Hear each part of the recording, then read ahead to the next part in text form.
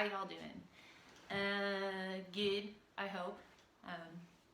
Yay, sorry, kind of being awkward here, trying to get comfortable with all of you.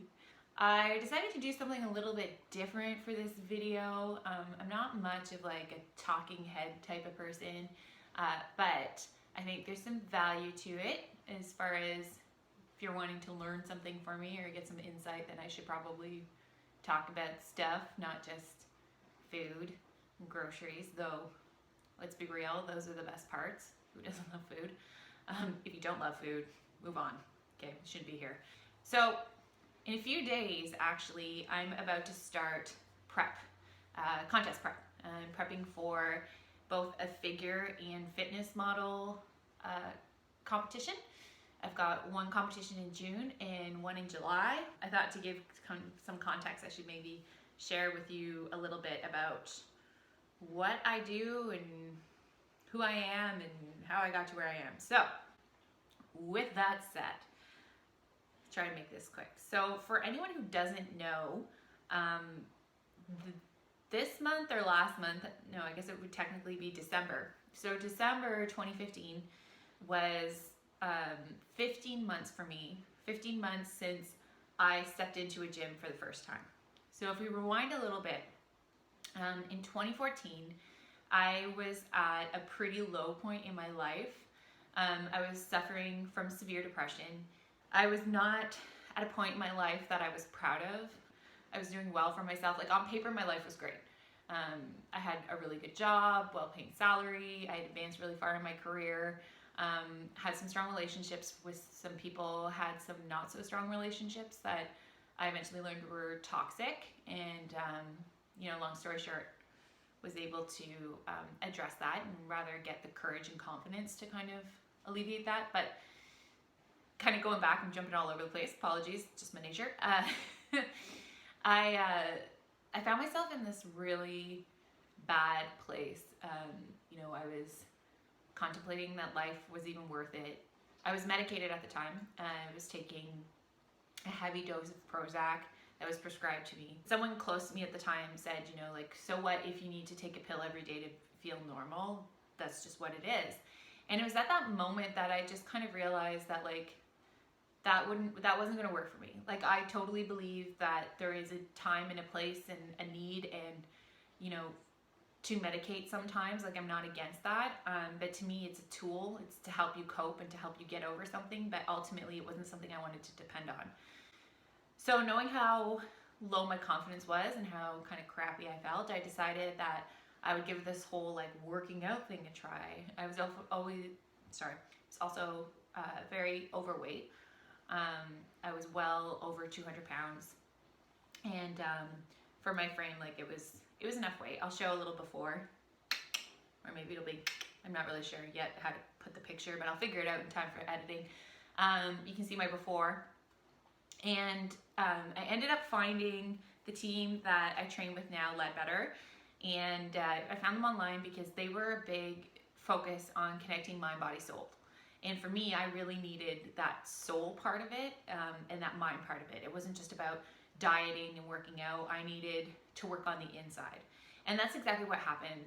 I'll spare you all the details with that, but I found a lot of confidence through the team and the support system. It wasn't easy. I'm not going to say that it was, because every day, I was going to swear, darn day was a fight. But the thing is over time, I started to realize that I deserved a better life. I deserved to feel happy on my own and confident on my own.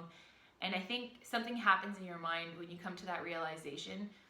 That's when you become a fighter and you're not willing to give up. And like I said, that doesn't mean things aren't hard, but it's what pushes you to keep going despite how hard it is. So this all started May 1st is when I started with Ledbetter. Stepped in the gym. It was a scary place for me, but I did it. And then fast forward to January of 2015. And at this point, I had lost about 40 pounds.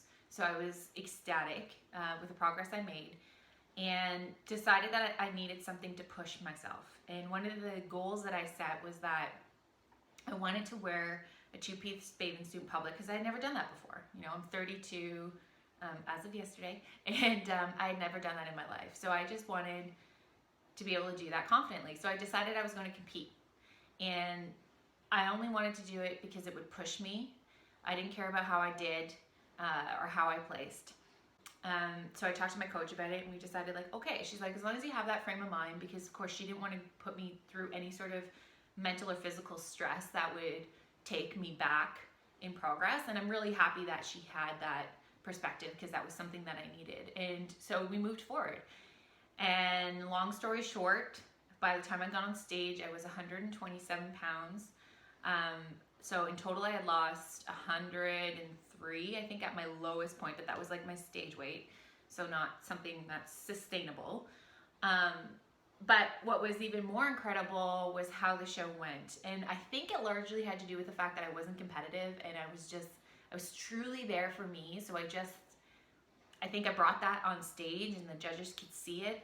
And I ended up doing really well. I did the transformation category, and I won the overall for that, and got to take home some hardware and a cash prize and all that kind of thing. And I won second place in fitness model, which was also like mind-blowing, not expecting it.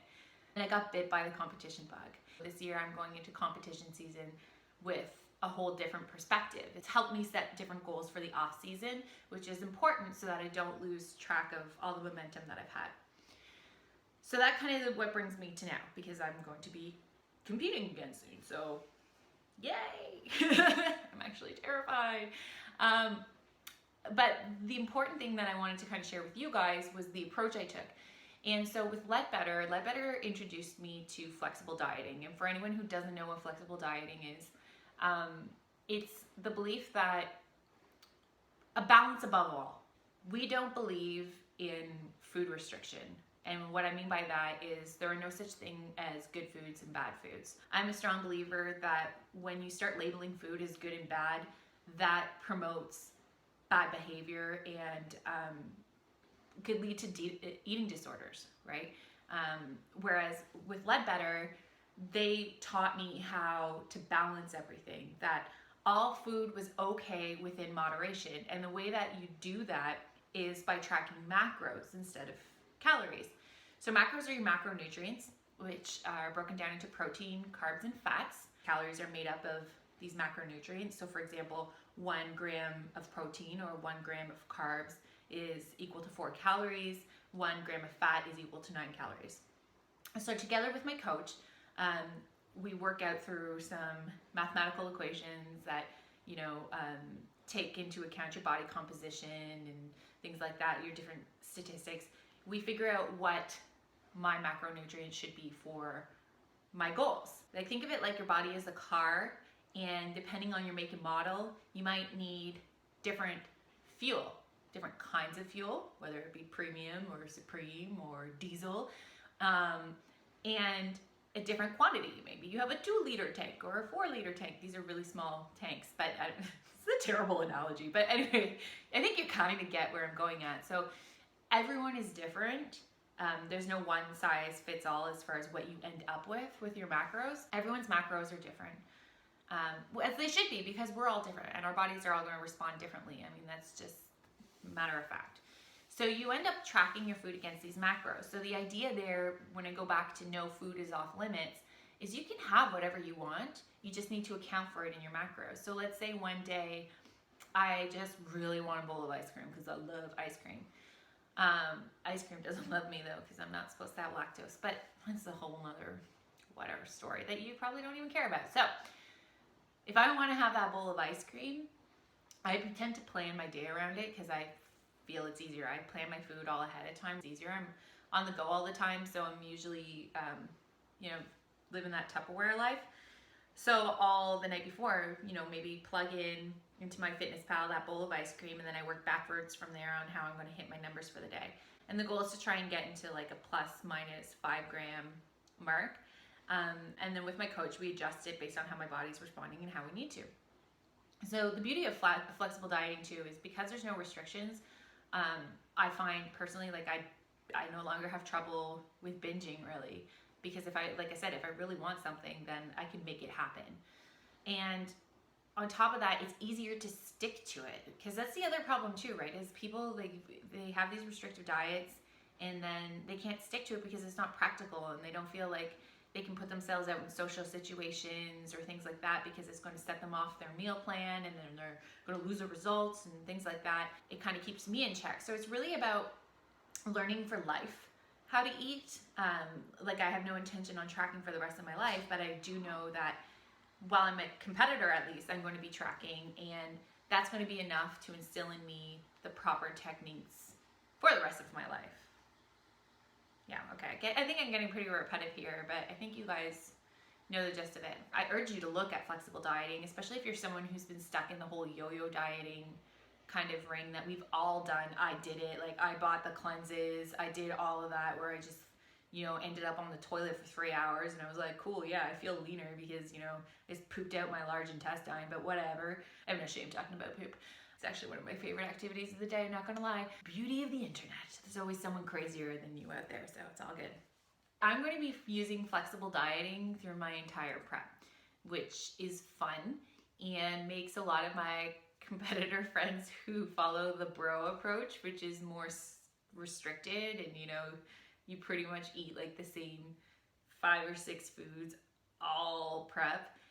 It makes them pretty jealous. This actually, what I should be doing is showing you the before and my after. So that after is me on stage, obviously. So this was not year-round sustainable, like I said. It works, I guess, is what I wanted to say. Is I want people to understand kind of what I'm practicing, and I'll kind of get more insight to that as I go through prep. I think it'll help wrap your minds around things, but I just wanted to share that because there's going to be some fun times ahead. So that said, if anyone has any questions about flexible dieting and what it is or my experience on it, I went through fat loss and contest prep and our reverse diet on it. By all means, drop your questions down below. I'm happy to answer them, or at least answer them in another video. Also, you can go to my website. Like, this whole experience changed my life, and I went and became a certified personal trainer and so on and so forth, and now am a coach myself, not for prep, but for weight loss and general well-being. And I do offer macros calculations, so you can go visit my website. Boop, boop. And if you want any help, I mean, reach out to me. I'm not gonna lie, I'd love to have ya. So that's it, I think, for today. Sorry if this wasn't the most exciting video of life, but I think it's one that needed to be done just to give context, like I said. And hopefully we'll bring you back to some more fun content in the upcoming weeks, including my prep. We'll see how that goes. It's going to be interesting. All right, so if you like the content and you find me tolerable, by all means, please like the video below and definitely subscribe. I promise you there'll be some interesting stuff going up soon, and hopefully stuff you can find useful. So encourage you all to subscribe, and I'll talk to you soon. Thanks for stopping by. Ciao.